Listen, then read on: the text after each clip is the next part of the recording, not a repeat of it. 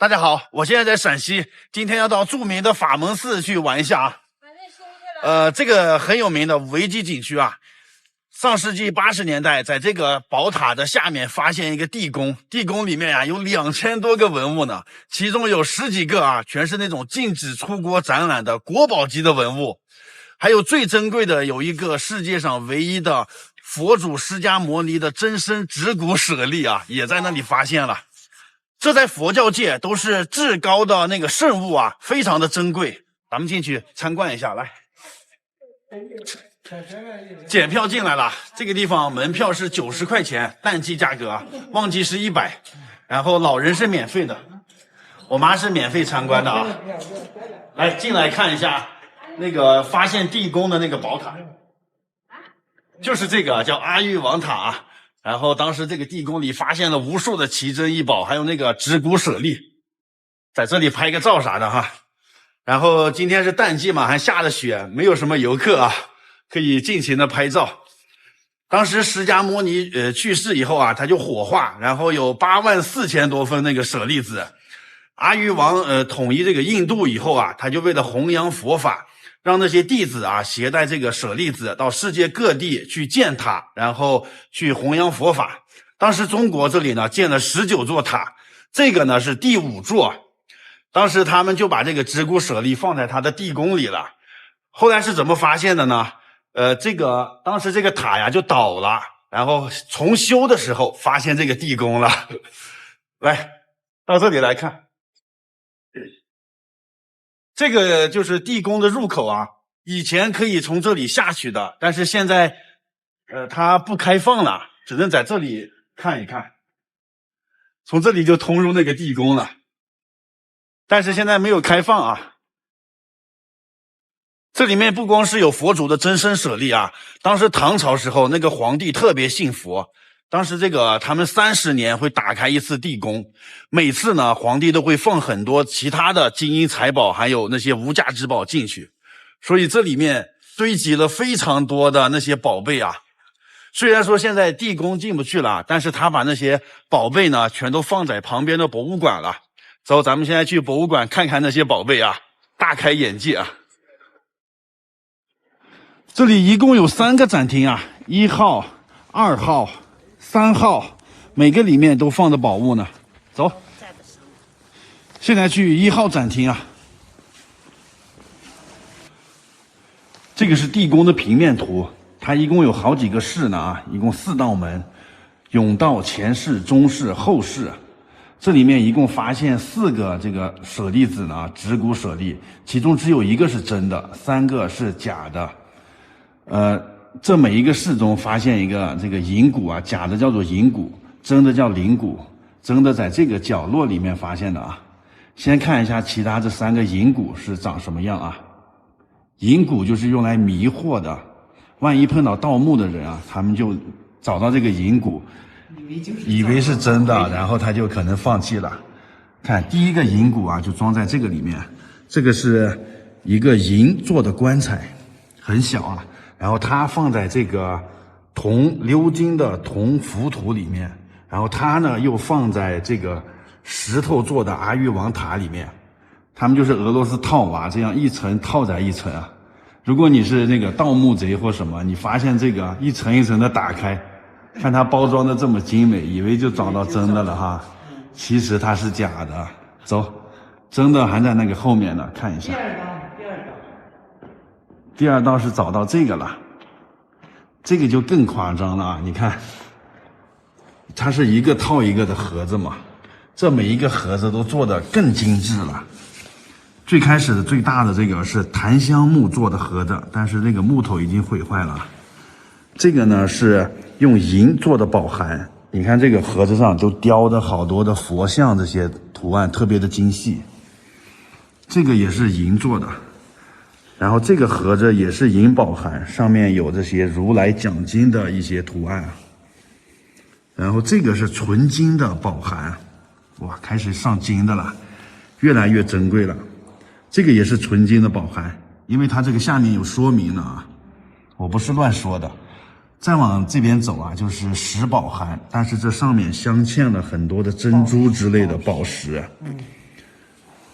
最下面这是一个纯金的塔，它这也是一个套一个啊，就像那个打开宝盒那个寻找到宝物一样，一个一个盒子把它打开，最后发现还不是真的。那真的在哪里了？真的在这里的，快来。这个才是真的呢，它只有5个盒子啊。先看最大的这个盒子，这个是用铁做的盒子啊，这个盒子外面也没有什么图案之类的，就看起来很不起眼。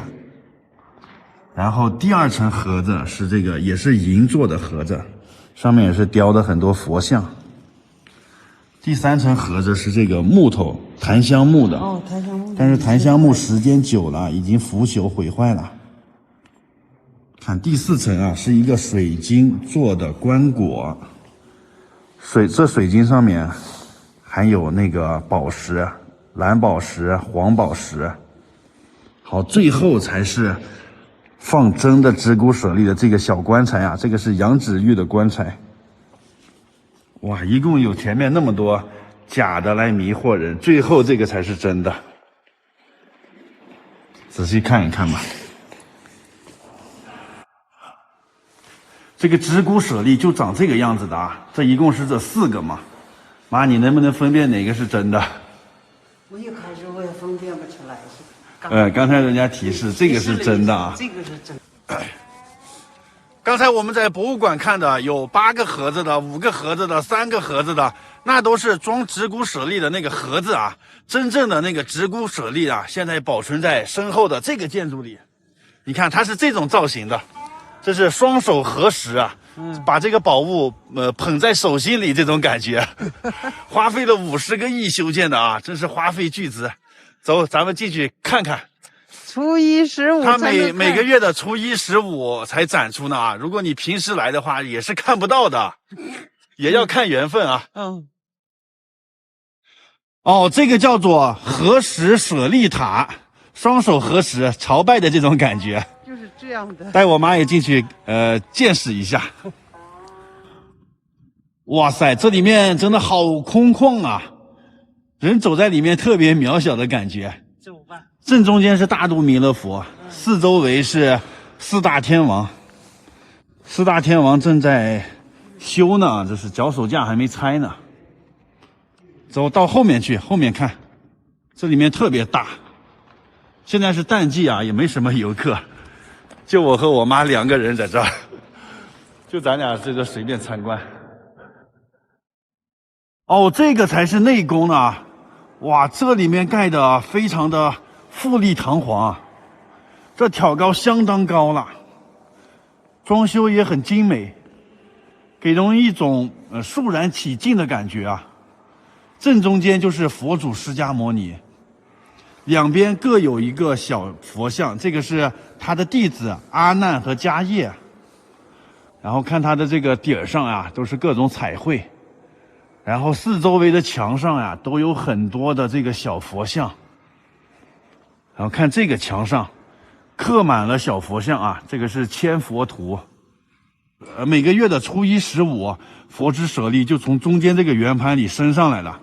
就跟我们去澳门看的那个发财树一样，有个电动机关，从这里就升上来，然后供人参拜啊。到点它又下降下去了，所以咱们现在今天什么节日也不是，就看不到。然后我从网上找了段视频给大家看一下啊。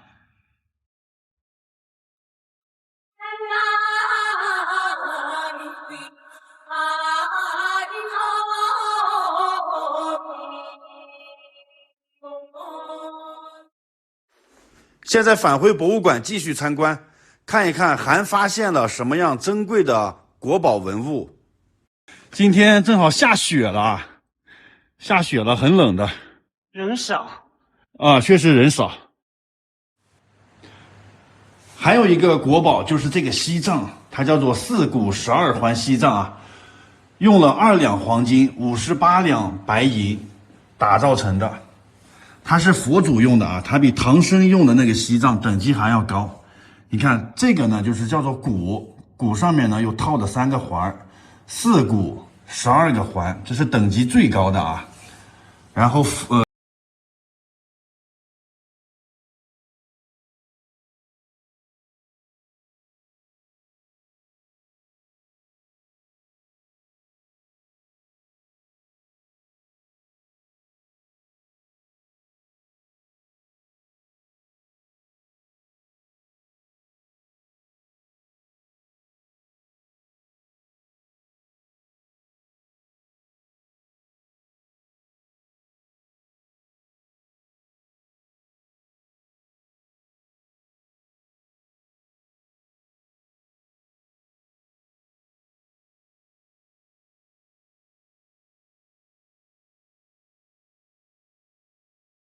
现在又开车到达汉武帝的茂陵了，就是后面那个拱起来的那个土堆，他就在那里面埋的呢。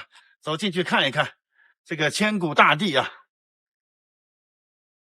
这个地方门票55，淡季55，旺季75。妈呀，这么茂陵啊，检票进来了。这前面的是神道啊。这个茂陵啊，在修建了53年呢。汉武帝16岁当上皇帝啊，他一共当了54年的皇帝。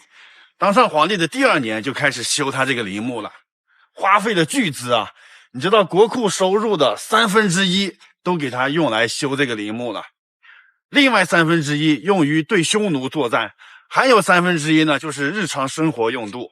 所以这个茂陵啊，花了相当多的人力财力。这个就是汉武帝墓的墓碑了。来，往这里看，它那个后面的封土堆非常的高，从远处看啊，就像一座小山一样。那个不是山啊，那是人工堆起来的那个封土堆，汉武帝就埋在那里面。其实他的墓已经被盗了啊，这个汉墓10室9空，即使是汉武帝这么雄才大略的皇帝，也没有逃过被盗的命运。他埋葬的第3年，他墓里的那些陪葬品就在市场上就有人出售了，说明第3年他的墓就被盗了。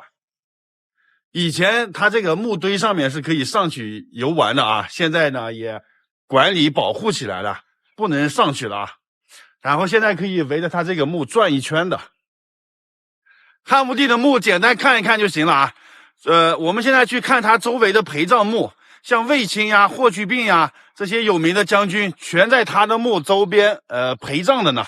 走，那边有一个博物馆呢，我们到那里去看，这个门票都是包含的啊。远处小山包那里啊，就是那个汉武帝的墓嘛，从那里过来，离得不远的地方就是这个博物馆。这博物馆是在那个霍去病的墓基础上修建起来的啊，一起进去看一下。这个博物馆里面环境特别好，修的就像个花园似的啊，有假山、池塘，这里面还有很多鱼呢。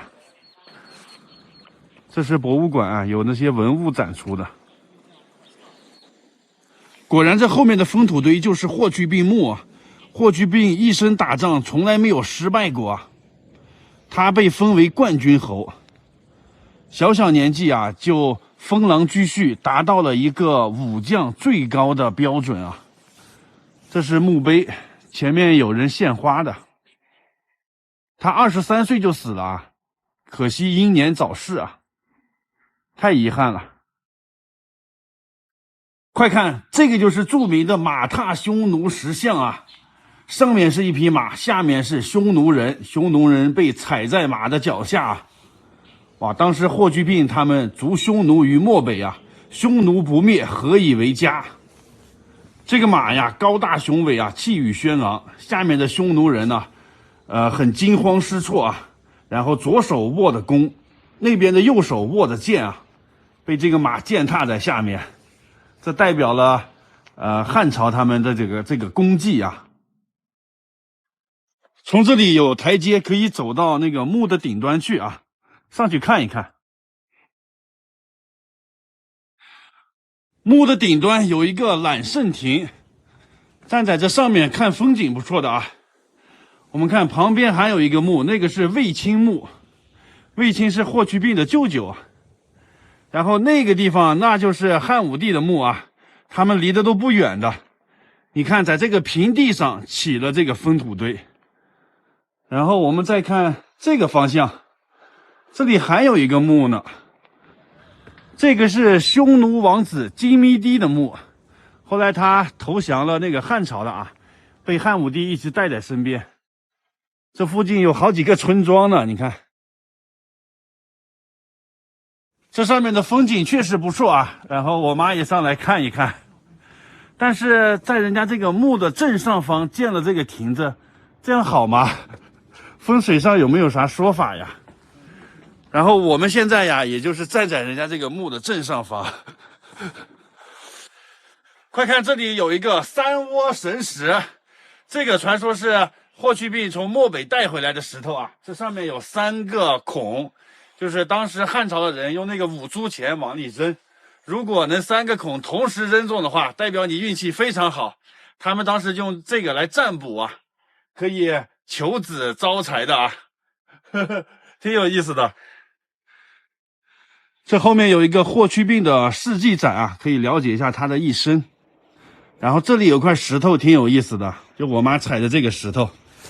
传说当时汉武帝率领文武大臣来这里祭拜霍去病啊，结果被这个石头绊了一下，惊出一身冷汗来，然后汉武帝的病就好了，所以他就把这块石头赐名去病石。来，你也踩一踩吧。我也踩一踩。然后你看这病的上面少了一点啊，这个意思就是说，踩过这个石头就一点病都没有了。所以当地人就很多人会来这里踩踩这块石头，祈求这个健康啊，一生平安没有病。正好是它叫霍去病啊，就是去病石，挺有意思的哈。在霍去病墓旁边，这个就是金密帝墓，他也是汉武帝的这些陪葬陵啊。这个金密帝他是匈奴人啊，他14岁的时候就被霍去病抓回来了，在汉朝这边当了这个奴仆，就是养马的了。后来呢，他就深得汉武帝的信任啊。汉武帝死的时候，还把他和霍光呀好几个大臣设为托孤大臣。他死了以后被埋在这里。这个金密帝他是甘肃武威那边的人啊，当时他爸呢是匈奴的休屠王，所以他是匈奴的太子啊。但是可惜他遇上这个战神霍去病了，把他给14岁就抓回来了。他的这个墓要稍微小一点。然后他为什么姓金呢？因为那个汉武帝得到的他们匈奴人祭天的那个小金人了，所以赐名他姓金啊，他叫金密帝。这个名字很特别哈。哦，是的。整个汉武帝陵就参观完了。秦皇汉武，唐宗宋祖啊，一代帝王汉武帝。汉武帝最霸气的那句话怎么说的？寇可往，无义可往。还有一句话就更霸气了，犯我大汉者，虽远必诛。作为汉族人，应该来这里看一看啊。从汉武帝开始呢，我们就被称作汉族，就有了汉字，有了汉语啊，还不错。今天晚上我们住在前线，哎呀，白天玩一天真的是好累呀，就我妈都累倒了，赶紧休息了。因为今天我们一天时间啊，参观了2个皇帝陵墓呢，一个汉武帝的，还有一个武则天的啊，都是同一天参观的。这个房间还不错呢，这好像是新装修的啊，淋浴间、卫生间非常干净整齐。它这个洗手台啊，在这个外面呢，整个房间很干净整洁啊。这个房间195块钱啊一天。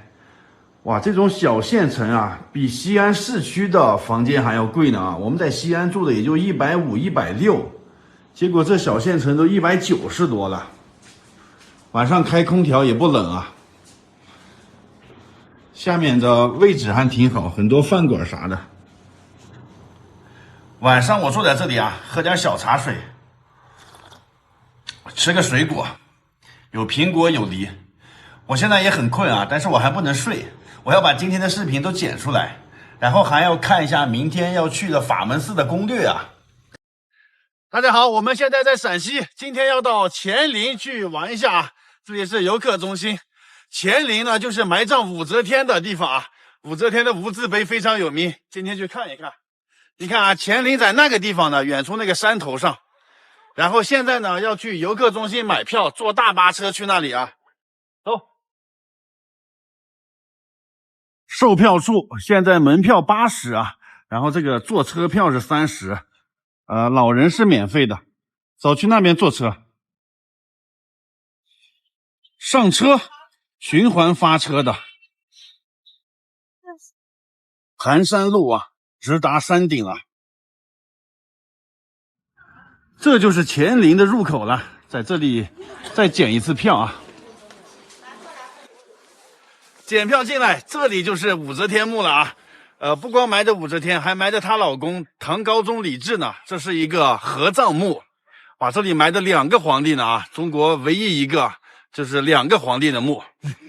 然后这个是神道啊，这个神道真宽了啊，而且我们看这个神道是逐渐升高的，就是我们往这儿走的时候啊，有那种就像朝拜人家皇帝一样哈，慢慢这样往上，人家那个皇帝呢就感觉坐在那个山头上接受我们的朝拜一样，有这种感觉啊。是的。然后这个神道的两边，你看有很多的石人石马，来这里看，你看这个石人石马，那个人的头啊什么都没有了，因为历史太久了，唐朝到现在呀1200多年了。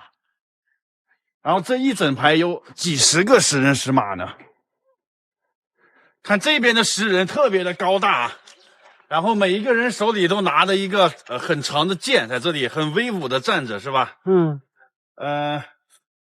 这个石人石马其实就是给人家守灵的这个意思，守护人。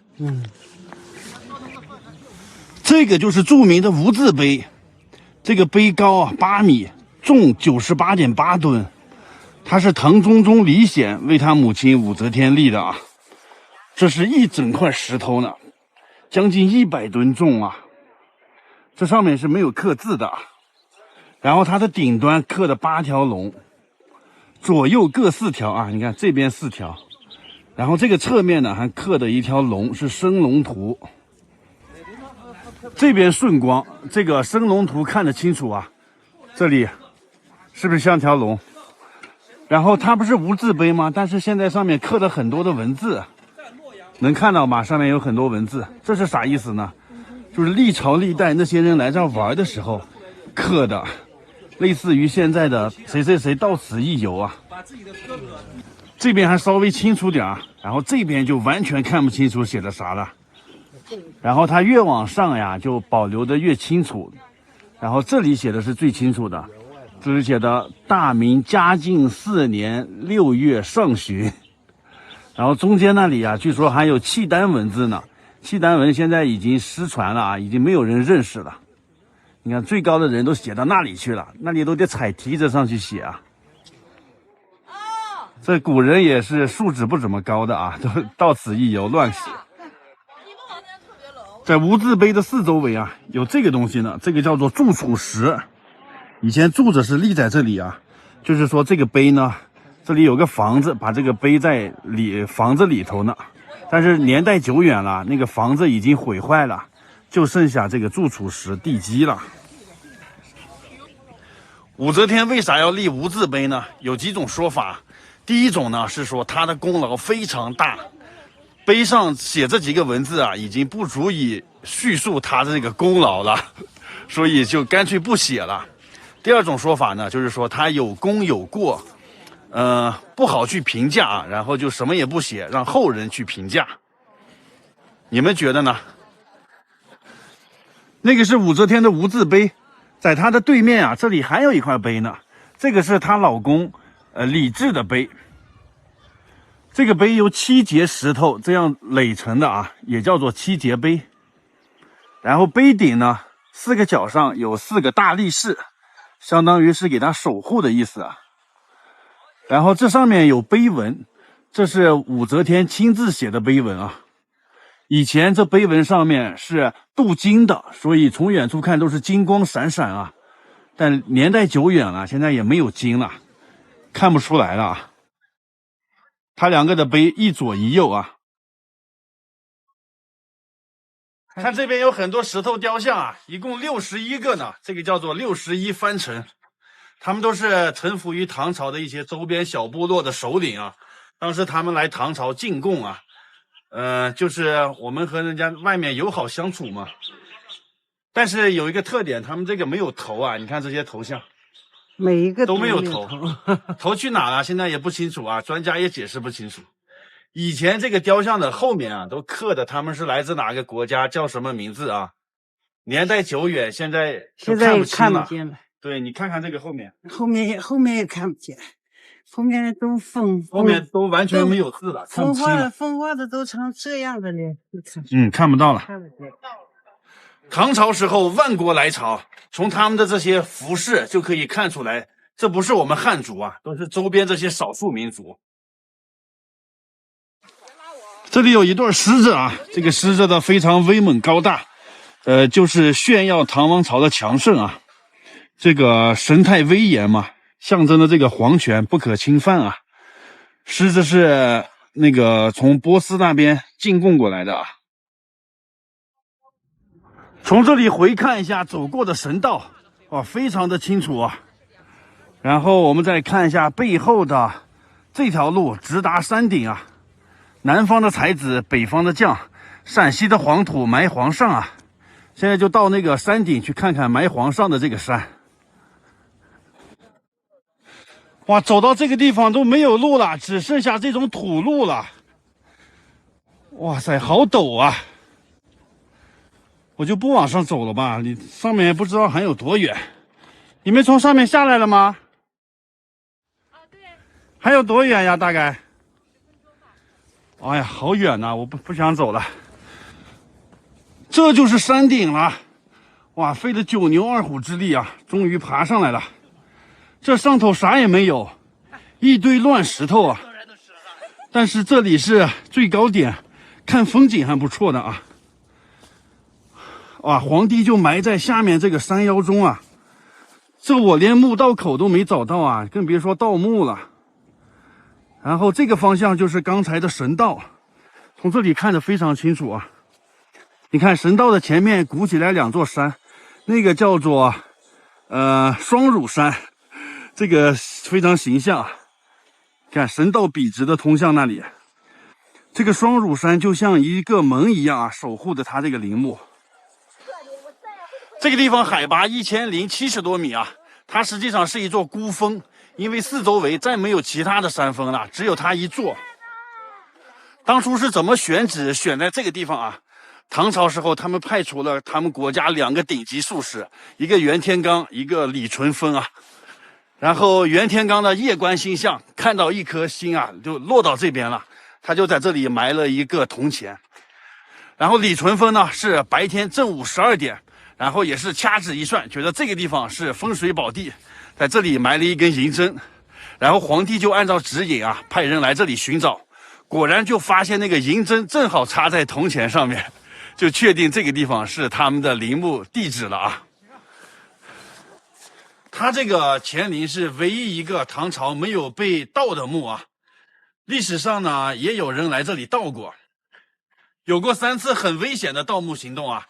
第一次就是那个黄巢起义，黄巢带着40万人马来这里盗墓，据说他们盗了一个假的墓啊，那个挖了一个很深的一个沟都没有找到他这个墓道口。第2次呢是5代十国，有一个当地的官员也是啊来这里盗墓，他派人上山挖的时候啊，那个天气就变成那个飞沙走石，就那个大雨倾盆、雷电交加那种天气的。他说收工吧，下去。一下山的时候，这个就晴空万里了。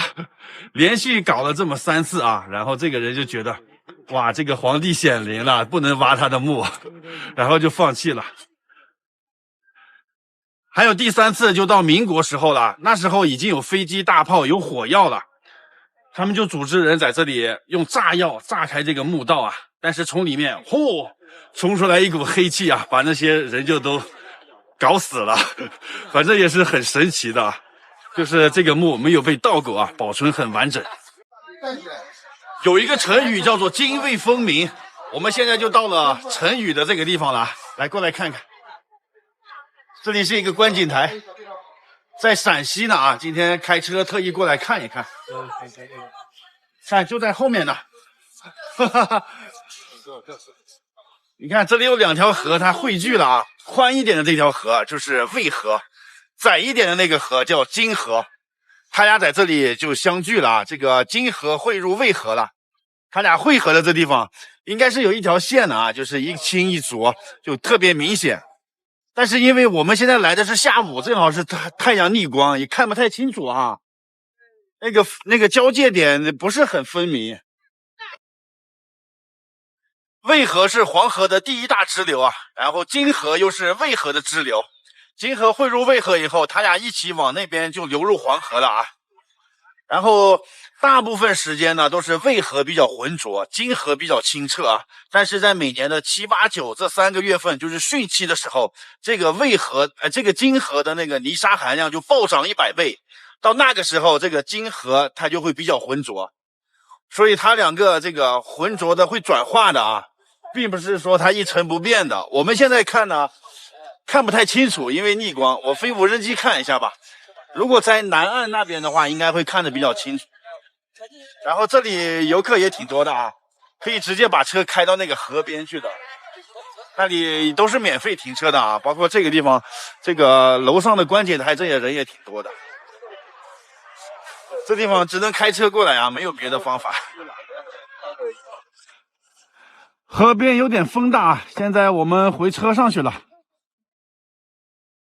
它这个地方绿化还做的挺好的，还有这些小亭子之类的。这里要是夏天来的话会比较好啊。不过这个季节你看那个还有绿草呢，怎么？那这地方暖和。比山西要暖和。比山西暖和。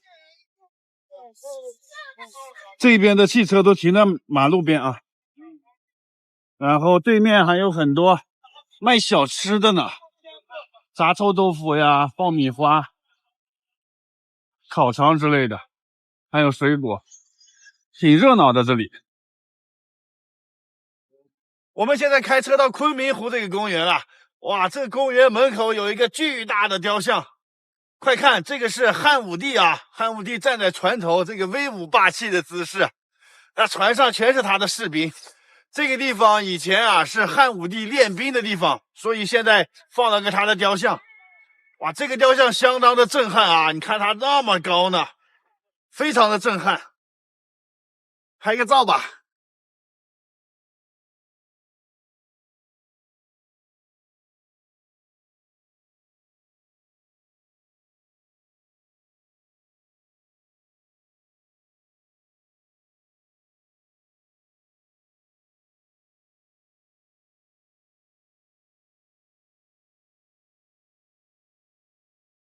现在我们开车到达咸阳了，前面就是咸阳。为啥叫咸阳呢？因为山南水北为阳，这个城市又处在山的南边，又处在水的北边，所以都是阳，所以叫咸阳。到咸阳了，在这边找了个酒店啊。房间挺大的吧，一个大床，一个小床。我妈在看手机呢。房间里居然还有这个空气净化器。这2天西安的空气很不好的啊，今天都是重度雾霾。这个有 PM2.5 可以除雾霾的，还有个冰箱。北方城市啊，这个空气都不怎么好。今天之所以到咸阳，是因为明天我们要去那个武则天陵墓，还有那个汉武大帝的陵墓啊，所以离这里比较近。这边是洗手台、卫生间。哇，我一开门，这个马桶盖它自己就弹起来了，电动的啊，智能马桶。这个房间啊，比西安的房间还贵呢啊，这是186呢，这房间。西安我们住的才150多，可能是因为今天是礼拜6的原因吧，周末啊就贵一点。还有那些配比也有。对，配的那个空气净化器啥的要好一点。我们这次在西安待了9天呢啊，1月4号去的西安，今天1月13号走的，哇，太能玩了，把西安都玩遍了。晚上出来逛逛，去吃个饭。这个地方是咸阳最有名的美食一条街，福源巷子啊，就住在它附近。这边，挨得很近啊，进去看看。这里面是四合院的感觉啊，这一圈全都是这个步行街，它这个灯光还挺美的，夜景不错，古色古香的这些房子啊，到这里头看一看。这里面确实人气很旺啊，看都一个一个的这种小铺子啊，然后就可以坐在这里吃饭，都是咸阳当地的一些特色美食啊，很有人间烟火气呀。转到那边。现在晚上9点钟了，吃饭的人不是很多了。来，你要现烤火锅。这么多铺子呢，我该吃哪个呢？这两边全都是，感觉是地摊的这种感觉呀。这里有点像农村吃大席呀，这桌子都摆在中间，一桌围上一圈，很热闹的啊。你看这里面的装修风格是这种的，店铺林立这种感觉啊。太热闹了啊！我吃一碗烩麻食，手工麻食，就是这个东西。在我们山西这个叫猫耳朵呢啊，然后这边叫麻食。这个烩的做法应该是河南的吧？河南那里喜欢吃烩面吗？你看就是这个的，这一碗15块钱啊，大碗，热气腾腾来上这一碗啊，非常爽。哇，它这个看着像是马路上的那个街边小吃啊，实际上它是室内的，有屋顶的，所以坐在这里面也不冷。